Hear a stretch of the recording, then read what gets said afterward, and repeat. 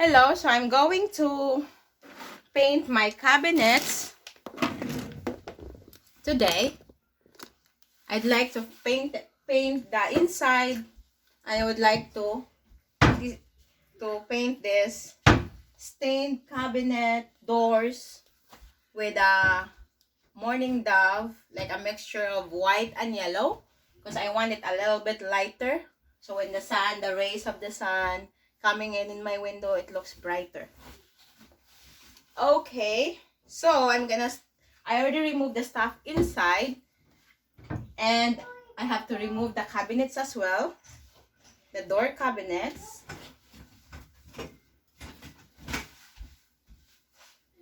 So we have like a nice we can remove all the hinges from the door.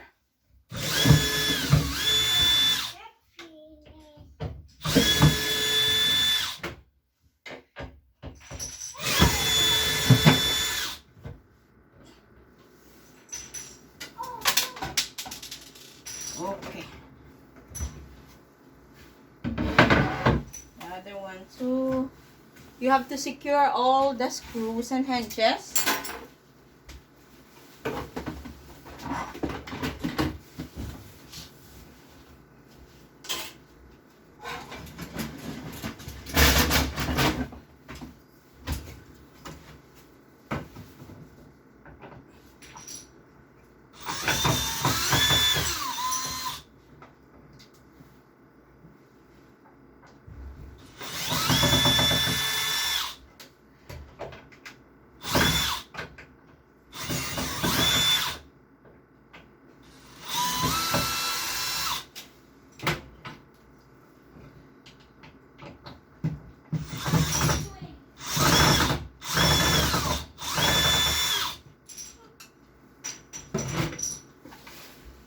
As well, we have to remove the hinges from the inside of the door and the doorknob, so we have a smooth and nice result of the cabinets.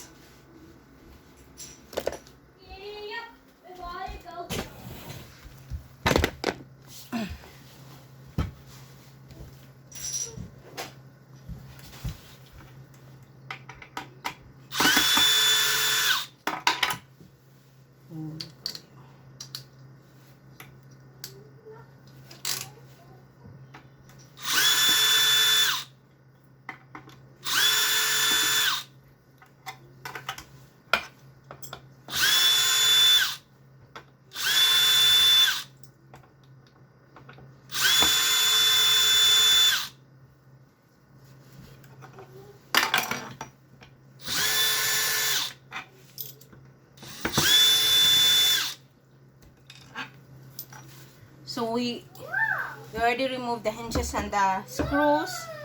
We'll make sure we put them in a secure place.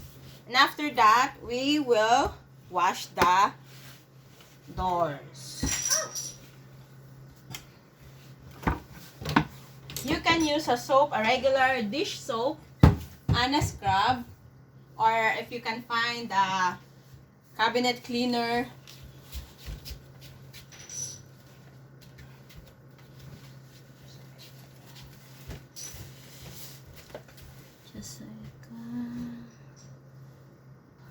okay, by the way, behind me is the result of my painting.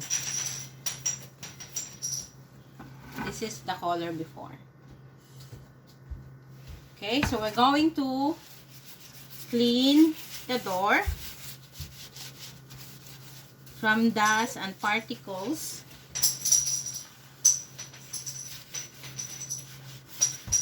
Corners to corners, side to side, and wipe it with a clean cloth.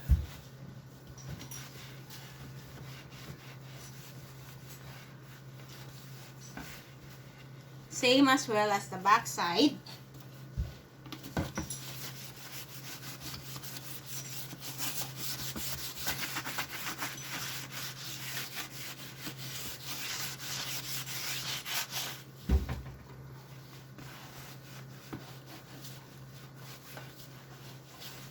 after that, we're going to the workshop to sand this and prime it.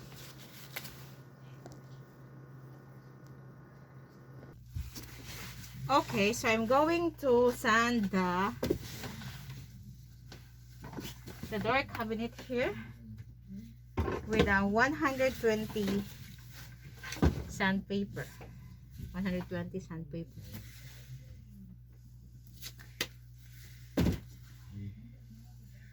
There's like a medium, fine, coarse sandpaper, but I will use the 120 because I don't want to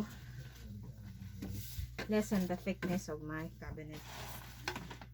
Okay, so 120, sand it first.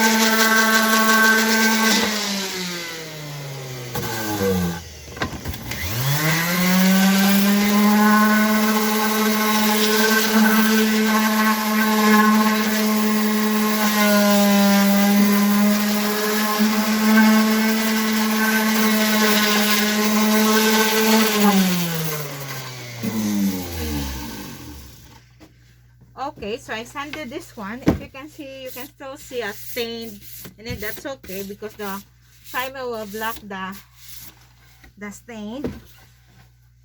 And then, so I will clean this.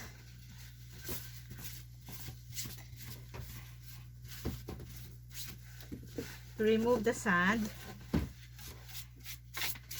the dust particles, vacuum.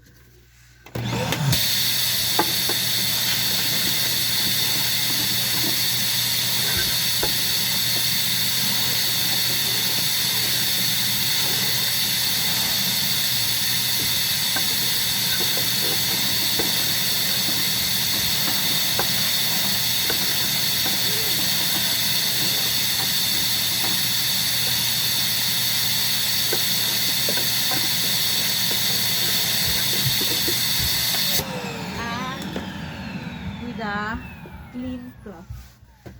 Where's my broom?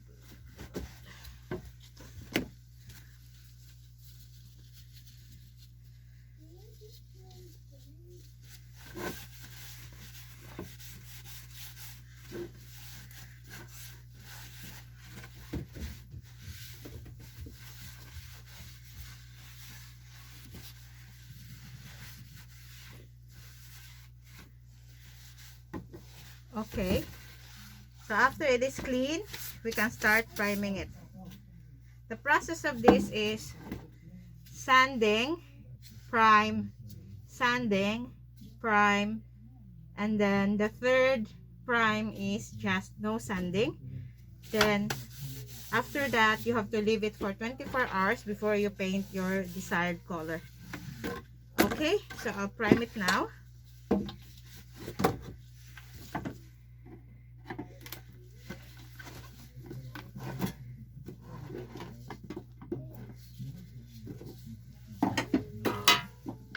Every time you use your primer and paint, you have to mix it first.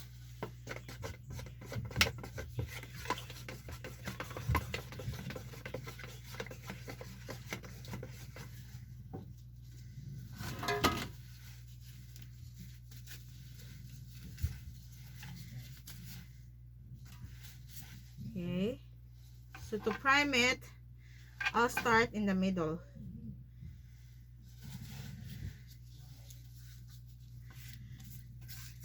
And corners too, you can see.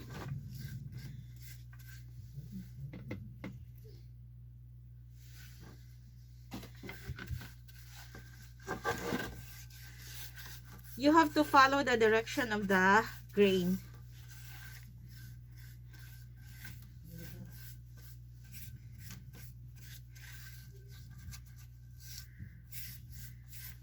And then I'll use my roller because roller has an easy result. Easy and smooth result. You see? Wait, no. Slow back. Slow back. Slow back.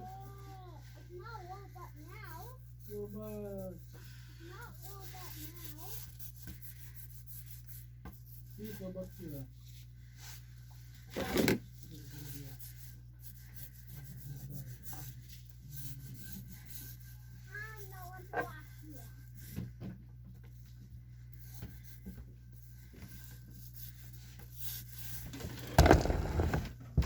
No.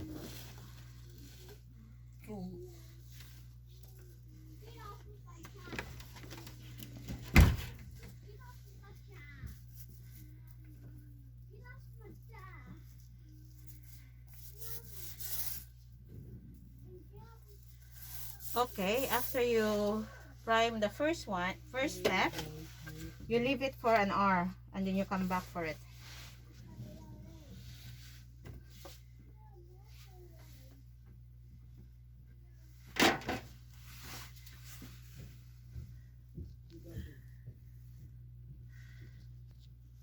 Okay, so I have this prime earlier for the first prime, so I will do another prime. But before that, I have to use 60 grit of sandpaper to sand the first step.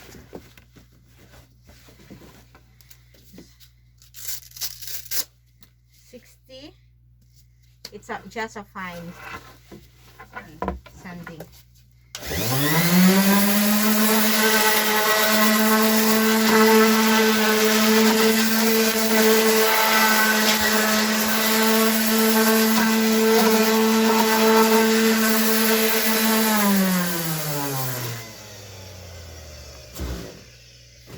The reason I sanded all the prime because there's some like to get adhere the next prime and for the painting as well, for the paint. So it's better like you prime it, sand, prime, and then before you paint. So clean again first.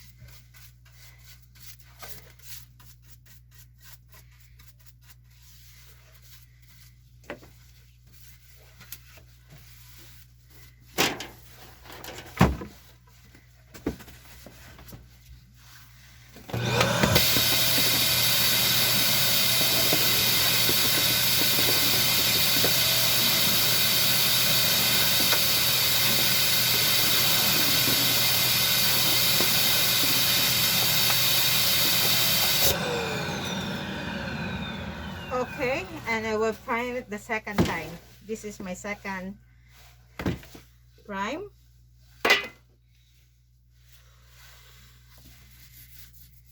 Again, you have to follow the direction of the grain, the wood grain.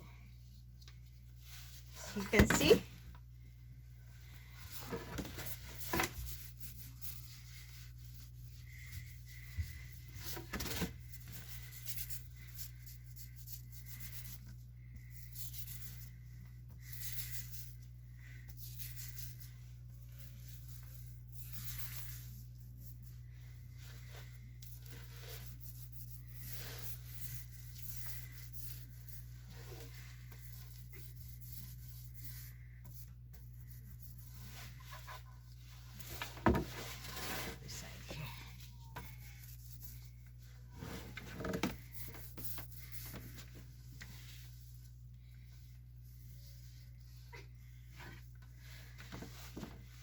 Don't forget to use the brush because the brush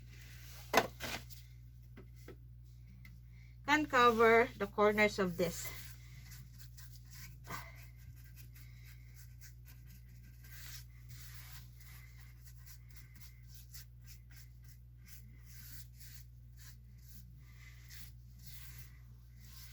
Okay, so it is now primed the second time. The third time we don't have to sand it, so we'll just prime it right away. So we'll leave this another an hour and come back for this.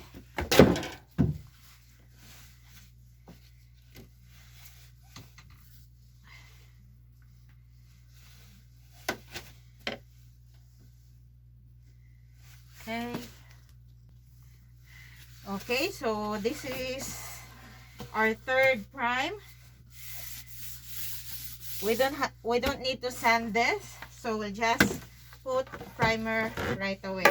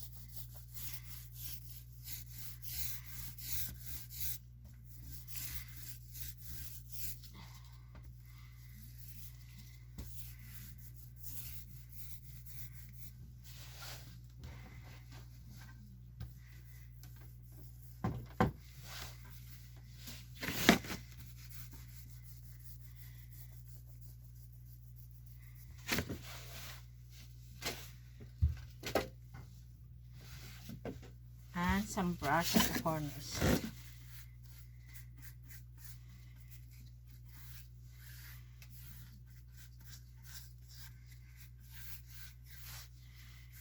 Okay.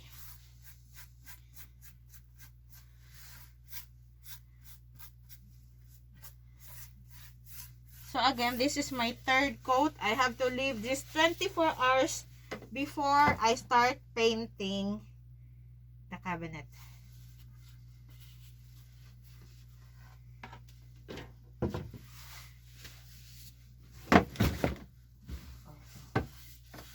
Okay, I'll get back to you after we're done with, after 24 hours. Okay, we're waiting for 24 hours to get that door cabinet painted. I'll start painting here. So, first step, I'm going to clean this here. Corners inside the cabinets too. Again, you can use a scrub with a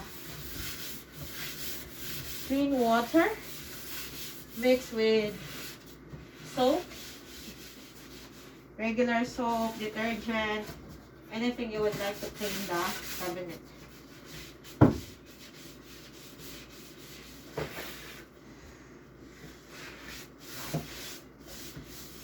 Nakaabot ka, yaw.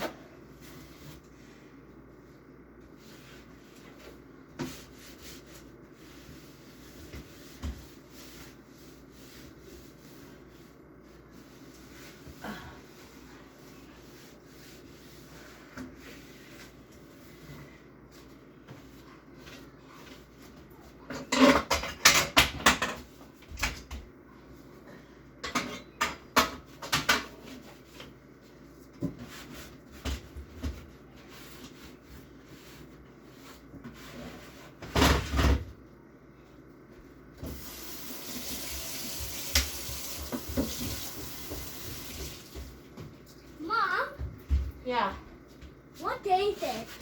today is Tuesday.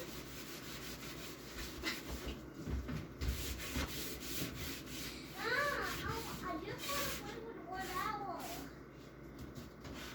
Mom, What? I just want to play with 1 hour. Mom!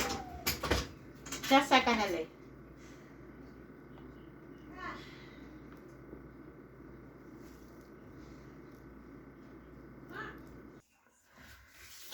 Okay, after I clean the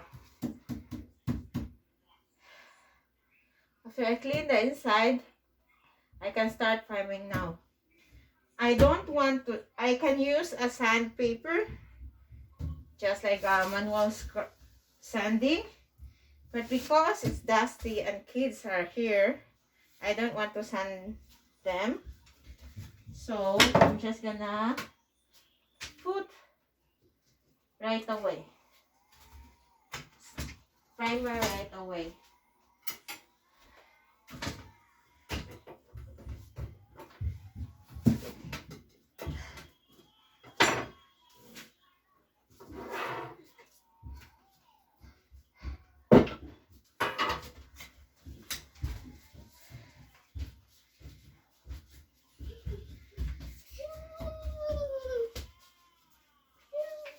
In the cabinet, I choose just to prime 1 coat of a primer and then 2 coats of a paint.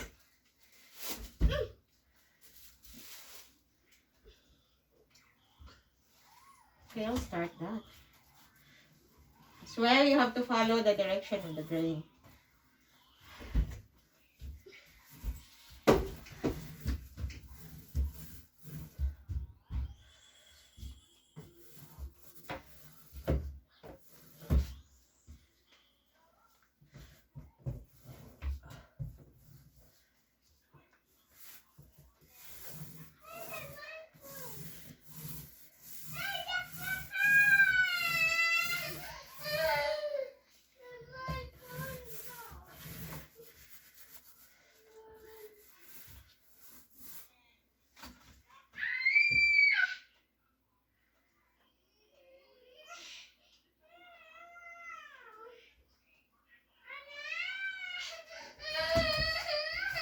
LA! What does she want, LA? You